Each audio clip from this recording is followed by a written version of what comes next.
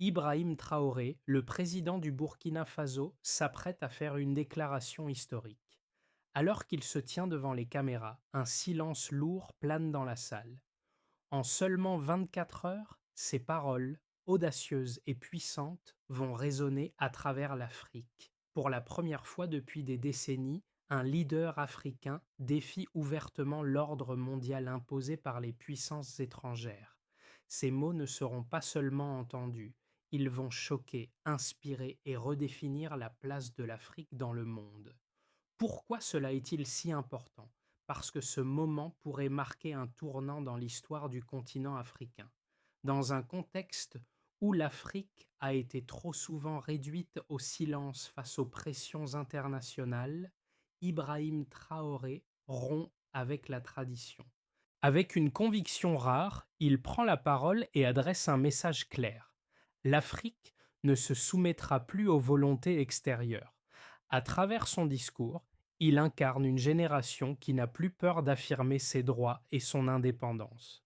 L'enjeu ici n'est pas simplement une déclaration de souveraineté, c'est un acte symbolique qui résonne profondément au-delà des frontières du Burkina Faso. Il ne s'agit pas uniquement de résister à des pressions externes, mais de réaffirmer une vision collective de l'Afrique unie et forte. Ce discours pourrait-il être le catalyseur d'une nouvelle dynamique géopolitique, ou est-ce qu'il restera un moment isolé dans l'histoire des discours politiques du continent? Quoi qu'il en soit, une chose est claire, le discours de Traoré est le commencement d'un mouvement plus large, une remise en question de l'ordre établi. Le discours prononcé par Ibrahim Traoré a secoué non seulement l'Afrique, mais aussi l'ensemble du paysage géopolitique mondial. À un moment où la majorité des dirigeants africains se contentaient de rester silencieux ou d'accepter des compromis, Traoré a décidé de prendre une position ferme. Il s'est adressé directement à Benjamin Netanyahou, le Premier ministre israélien, dans un acte audacieux de défi diplomatique. Ce n'était pas une simple question de relations bilatérales, mais un message plus large sur la souveraineté et la dignité de l'Afrique. Le contexte de cette déclaration ne pouvait être plus significatif. Le Burkina Faso, tout comme le Mali et le Niger, faisaient face à une pression croissante de la part des puissances occidentales, notamment la France et les États-Unis, qui avaient longtemps maintenu une emprise sur la région. Mais quelque chose avait changé. Une nouvelle génération de leaders, d'anciens militaires comme Traoré, avait pris les rênes. Ces dirigeants, ayant grandi sous l'ombre des bases militaires étrangères et des programmes d'ajustement structurel imposés par les institutions financières internationales, étaient désormais déterminés à changer la donne. Le Burkina Faso, sous la direction de Traoré, représentait désormais un point de rupture avec le passé colonial et néocolonial. L'Afrique, unie sous des principes de défense mutuelle, refusait de se laisser dicter sa voix par les puissances extérieures. Traoré a défié non seulement Netanyahou, mais aussi le silence complice des dirigeants africains passés, qui avaient le souvent accepté des arrangements défavorables pour préserver des relations diplomatiques. Mais au-delà des mots, il restait à voir si cette prise de position pourrait effectivement modifier l'équilibre des pouvoirs dans la région. Les alliés africains du Burkina Faso seraient-ils prêts à suivre cette voie audacieuse, ou est-ce qu'ils choisiraient de maintenir le statu quo pour éviter des représailles économiques et politiques? Ibrahim Traoré n'est pas seulement un militaire devenu leader politique, il incarne un tournant dans l'histoire du Burkina Faso et de l'Afrique en général. À seulement 36 ans, il devient le symbole d'une nouvelle génération de dirigeants africains qui refusent d'être confinés dans les schémas hérités du colonialisme. L'ascension de Traoré au pouvoir n'était pas simplement le résultat d'un coup d'État, mais une réponse à un besoin de changement profond et nécessaire face aux défis géopolitiques, économiques et sociaux qui secouent le Sahel. En prenant la parole de manière aussi percutante, Traoré s'affirme comme un leader de la jeunesse africaine, celle qui a grandi sous l'influence des anciennes puissances coloniales, mais qui aspire à un avenir où le continent prend enfin son destin en main. Son discours va bien au-delà de la politique locale du Burkina Faso. Il met en lumière une aspiration continentale, une Afrique qui revendique son droit à la souveraineté sans compromis, une Afrique unie dans la lutte pour sa dignité. Cette prise de position a immédiatement trouvé un écho parmi de nombreux autres dirigeants africains, notamment au Mali et en Guinée, qui ont apporté leur soutien à Traoré, envoyant un message de solidarité à travers le Sahel. Cependant, tout cela ne se limite pas à une simple déclaration politique. Cela incarne une dynamique de changement qui, si elle est soutenue par la population, pourrait véritablement redéfinir l'avenir de l'Afrique. Mais tout reste à faire. La consolidation de cette vision dépendra de la capacité de Traoré et de ses alliés à mener à bien la transformation politique et économique qu'ils ont promise. Le discours d'Ibrahim Traoré à Ouagadougou marque un tournant décisif dans la politique du Burkina Faso, mais aussi dans celle de l'Afrique. Le Sahel, cette région longtemps délaissée par les grandes puissances, est aujourd'hui le théâtre d'un bouleversement majeur. Le défi lancé par Traoré à Israël et aux autres puissances internationales n'est pas un simple acte de rébellion, mais une démonstration de force et de volonté de la part d'une nation africaine qui refuse de se laisser dictater sa conduite. Ce moment de défiance ne s'est pas limité à une salle de conférence, il a résonné à travers le continent. Le Burkina Faso, le Mali et le Niger, trois nations unies par une histoire commune, ont commencé à voir leur coopération se solidifier au-delà des frontières politiques. Alors que la France, longtemps perçue comme la puissance dominante dans la région, voyait ses relations se détériorer, de nouvelles alliances prenaient une forme. La décision de Traoré de dénoncer publiquement les ingérences extérieures a catalysé une prise de conscience dans d'autres pays du Sahel et au-delà. Les retombées immédiates ont été profondes. La solidarité s'est manifestée sous forme de soutien diplomatique et militaire entre les pays africains, notamment du côté du Mali et de la Guinée.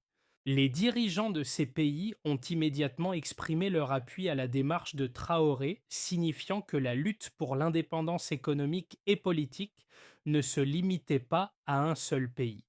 Ce soutien mutuel, qui se traduit par des partenariats renforcés dans les domaines de la défense et de l'économie, symbolise une nouvelle ère pour la région. Le reste du monde a réagi de manière diverse. Alors que certains gouvernements occidentaux ont exprimé leur inquiétude, prédisant une escalade des tensions, d'autres ont observé avec une prudence silencieuse, se demandant si cette prise de position allait marquer le début d'un changement plus vaste. Le silence israélien après la déclaration de Traoré a été particulièrement frappant. Traditionnellement, un tel discours aurait entraîné une réponse immédiate, mais cette fois, la réaction a été inexistante, ou du moins discrète. Ce silence a envoyé un message tout aussi puissant que les paroles de Traoré. L'Afrique, même si elle s'est souvent vue comme périphérique, est en train de prendre en main son propre destin. Le défi, cependant, reste grand. Traoré et ses alliés doivent donc maintenant faire face à des pressions internes et externes. La situation économique au Burkina Faso est précaire, avec des défis liés à l'insurrection et à l'instabilité, tandis que les partenaires étrangers, dont la France et les États-Unis, n'accepteront pas facilement cette nouvelle posture d'indépendance. Mais l'une des forces de Traoré réside dans sa capacité à transformer la crise en une opportunité. En mettant en avant une vision claire de ce que pourrait être un Sahel indépendant et solidaire, il inspire non seulement son propre peuple, mais aussi une jeunesse africaine qui se sent de plus en plus à l'écart des dynamiques mondiales actuelles. Les prochaines étapes seront cruciales. Le Burkina Faso devra non seulement gérer ses relations diplomatiques avec les grandes puissances, mais aussi renforcer sa position à l'intérieur du pays en consolidant le soutien populaire et en affrontant les défis économiques qui se posent. Mais une chose est sûre, Ibrahim Traoré a allumé une flamme qui pourrait bien éclairer un chemin nouveau pour l'Afrique. Les premières réponses à la déclaration de Traoré ont montré l'ampleur de l'impact de ces mots.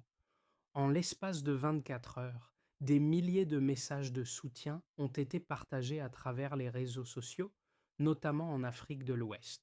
Les chiffres sont impressionnants. Sur les plateformes comme Twitter, le hashtag Afrique libre a explosé, générant plus de 500 000 interactions en moins de 48 heures, ce qui démontre l'ampleur de l'intérêt pour ce discours.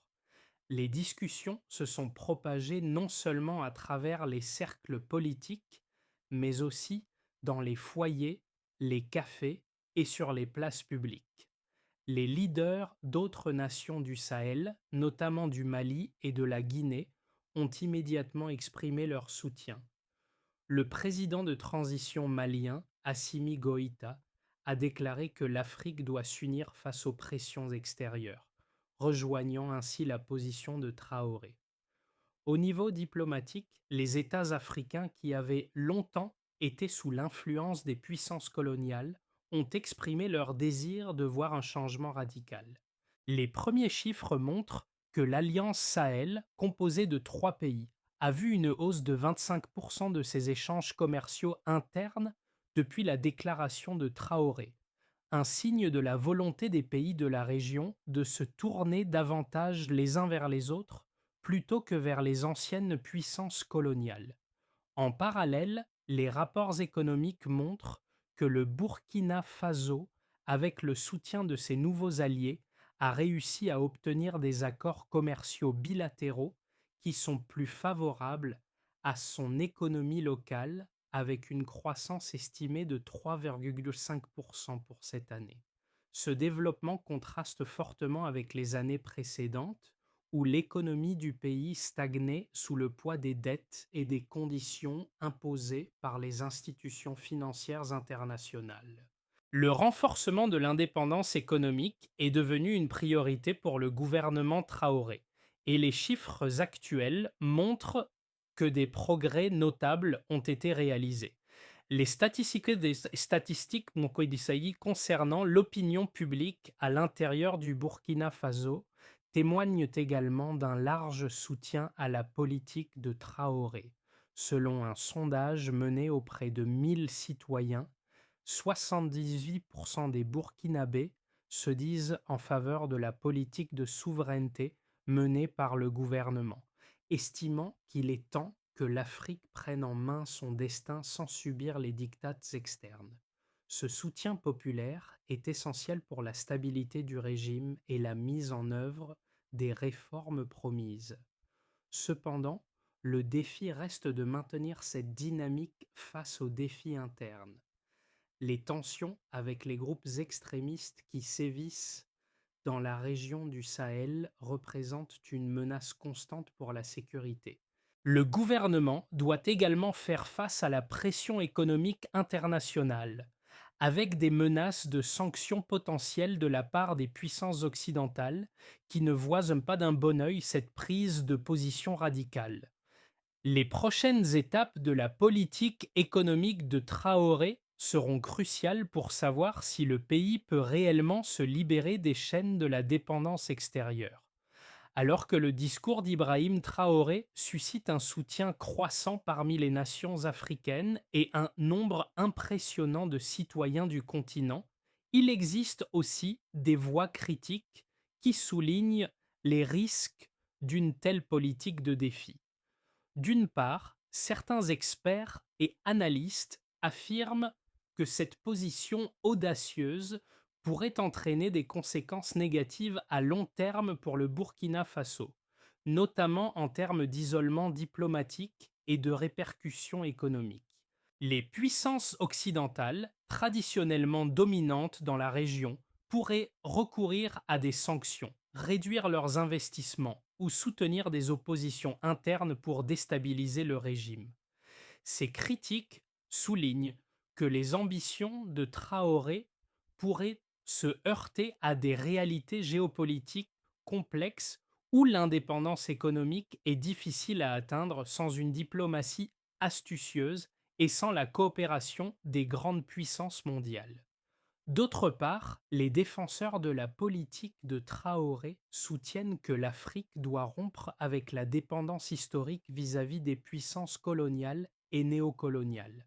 En effet, l'histoire a montré que de nombreuses nations africaines ont été prises au piège dans des accords économiques désavantageux et ont vu leurs ressources exploitées par des puissances étrangères sans bénéficier d'une véritable autonomie.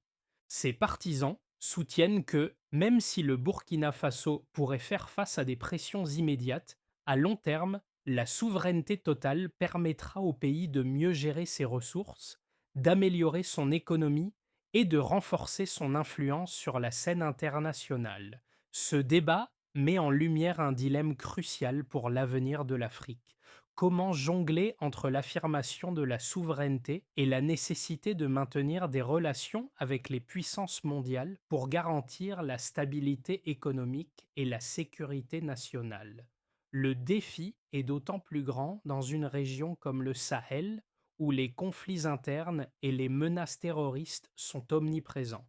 Le Burkina Faso pourrait-il réussir à concilier indépendance et coopération internationale sans risquer de s'isoler davantage ou de subir des pressions destructrices? L'histoire a montré que les nations qui ont choisi de s'affirmer face à l'hégémonie mondiale ont souvent dû payer un prix élevé.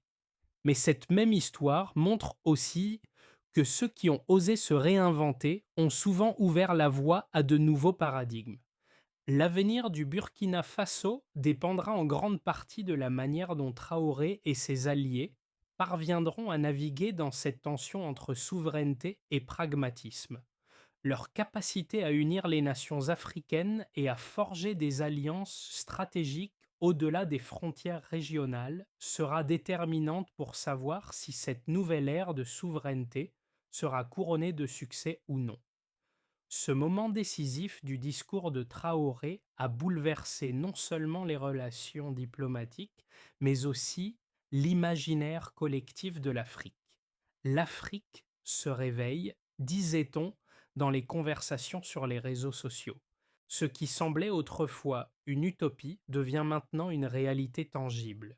Un continent prêt à revendiquer son espace, à définir ses propres termes. Traoré n'a pas seulement défié Netanyahou, il a défié un système mondial qui a longtemps considéré l'Afrique comme périphérique, incapable de dicter ses propres choix. À travers ces mots, une génération entière d'Africains a ressenti l'énorme potentiel de changement. Cette prise de position a marqué un virage dans l'histoire contemporaine de l'Afrique. Mais qu'en sera-t-il à long terme? Le soutien à Traoré est clair, mais la véritable question demeure. Cette volonté de rupture sera-t-elle suivie d'actions concrètes qui permettront au Burkina Faso de se libérer de ses dépendances économiques et politiques? Les prochaines étapes de son gouvernement seront cruciales. L'Afrique, et en particulier les nations du Sahel, seront-elles prêtes à s'engager dans cette nouvelle aventure ou s'abandonneront-elles à la prudence face aux puissances établies? Ok, les conséquences pratiques du discours de Traoré sont déjà palpables à plusieurs niveaux. En Afrique, son message de défiance a provoqué un phénomène de solidarité dans le Sahel, particulièrement entre le Burkina Faso, le Mali et le Niger. L'Alliance Sahel, formée pour renforcer les liens économiques et politiques entre ces nations, a pris un nouvel élan. Les discussions sur une union économique plus forte sont en cours, avec des accords de libre-échange internes qui facilitent les échanges commerciaux au sein du bloc. Ces échanges sont vitaux car ils permettent aux trois pays de diversifier leurs sources de revenus sans dépendre exclusivement des aides étrangères ou des investissements extérieurs. Cependant, les réactions externes ne se sont pas faites attendre. Les grandes puissances, notamment la France et les États-Unis, ont exprimé leur inquiétude face à cette dynamique. Les menaces de sanctions économiques se font entendre, mais elles n'ont pas encore été concrétisées. Si ces pressions augmentent, elles risquent de déstabiliser les économies fragiles du Sahel. Le Burkina Faso pourrait également se voir isolé sur la scène diplomatique internationale, ce qui pourrait compliquer ses efforts pour obtenir des financements et des soutiens nécessaires à sa reconstruction économique. Dans un autre domaine, la situation sécuritaire reste une grande préoccupation. Bien que l'Alliance Sahel ait renforcé sa coopération en matière de défense, les groupes extrémistes opérant dans la région n'ont pas cessé leurs attaques. L'unification des pays du Sahel contre ces menaces reste une priorité, mais cela implique également de surmonter de nombreuses difficultés internes, notamment en matière de gouvernance et de gestion des ressources. Pour l'instant, la mise en œuvre des promesses de Traoré en matière d'indépendance économique semble faire des progrès modestes. Les réformes institutionnelles ont commencé et le pays a pu renforcer sa position sur certains aspects de sa politique extérieure. Cependant, les défis restent immenses. La transformation du Burkina Faso en une puissance économique régionale ne sera pas rapide et la pression internationale pourrait bien tester la résilience de ce nouveau projet politique. Le plus grand défi de Traoré et de ses alliés reste de prouver que cette politique de souveraineté peut être viable sur le long terme. Les décisions prises dans les mois à venir définiront non seulement l'avenir du Burkina Faso, mais aussi celui de toute la région du Sahel. À mesure que les mois passent, plusieurs scénarios peuvent se dessiner pour le Burkina Faso et la région du Sahel. Le premier scénario, l'optimiste, est celui où l'Alliance Sahel renforce sa coopération, menant à une indépendance croissante vis-à-vis des anciennes puissances coloniales. Ce modèle de coopération régionale permettrait de développer des infrastructures locales, de renforcer la sécurité interne et d'augmenter la stabilité économique. Si ces efforts sont soutenus, la région pourrait attirer des investissements alternatifs, notamment de la part de pays comme la Chine ou la Russie, qui cherchent à affirmer leur présence sur le continent africain sans les exigences politiques des puissances occidentales. Le Burkina Faso, avec Traoré à sa tête, pourrait devenir un modèle d'indépendance africaine, influençant d'autres pays du Sahel à suivre cette voie. Le deuxième scénario, plus pessimiste, envisage un renversement rapide de la situation. Les pressions économiques et diplomatiques de la part des puissances occidentales pourraient aboutir à des sanctions sévères, des coupures d'aide ou des mesures restrictives contre les entreprises burkinabées. Le soutien populaire à Traoré pourrait s'éroder si les conditions économiques deviennent insoutenables, notamment si la région se trouve isolée du marché mondial. Les groupes extrémistes, profitant de cette vulnérabilité, pourraient intensifier leurs attaques, rendant difficile la mise en place d'une sécurité durable. Si ces tensions ne sont pas gérées efficacement, la région pourrait connaître une instabilité croissante, avec un afflux de réfugiés et un risque de déstabilisation dans les pays voisins. Enfin, un scénario intermédiaire pourrait voir un équilibre fragile entre les deux premières options.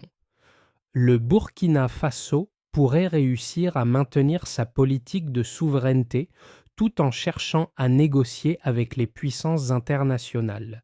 Ce compromis pourrait inclure des accords bilatéraux avec des pays comme la Chine ou la Russie, tout en tentant de stabiliser les relations avec les anciennes puissances coloniales. Cependant, la sécurité resterait une préoccupation majeure et bien que l'économie pourrait se stabiliser à un rythme modéré, les défis à long terme seraient nombreux. Traoré et ses alliés devraient naviguer avec précaution, pesant les risques et les bénéfices de chaque décision pour éviter que le pays ne devienne une cible de représailles. Chaque scénario dépendra largement des décisions prises dans les mois à venir. Le Burkina Faso devra gérer avec soin sa politique interne et ses relations internationales pour déterminer quel avenir il souhaite construire pour lui-même et pour la région du Sahel. Le discours de Traoré a non seulement capté l'attention des dirigeants politiques, mais il a également résonné profondément auprès de la jeunesse africaine, ce moment où un leader africain affirme haut et fort l'indépendance de son pays et de son continent incarne un espoir renouvelé. Beaucoup de jeunes Africains, souvent confrontés à un sentiment de marginalisation sur la scène mondiale, voient dans les paroles de Traoré un modèle de résistance. Ce discours n'est pas seulement politique, il devient une source d'inspiration pour toute une génération qui se bat pour un avenir meilleur. Les hashtags, comme le hashtag Afrique libre et le hashtag Nous ne sommes pas des colonies, ont rapidement trouvé leur place sur les réseaux sociaux, incitant des milliers de jeunes à exprimer leur soutien et à participer activement à ce mouvement. Les étudiants, les travailleurs, les jeunes entrepreneurs, tous ceux qui ont ressenti le poids des siècles de domination étrangère, voient en Traoré un symbole de défiance. Ce n'est plus seulement un appel à la souveraineté politique, mais une incitation à repenser le rôle de l'Afrique dans le monde. Le pouvoir des médias sociaux a permis à ce discours de transcender les frontières, de se propager au-delà des cercles politiques pour toucher les citoyens ordinaires. Dans les rues de Bamako, Ouagadougou, Niamey et au-delà, les discussions sur les implications du discours de Traoré occupent une place centrale.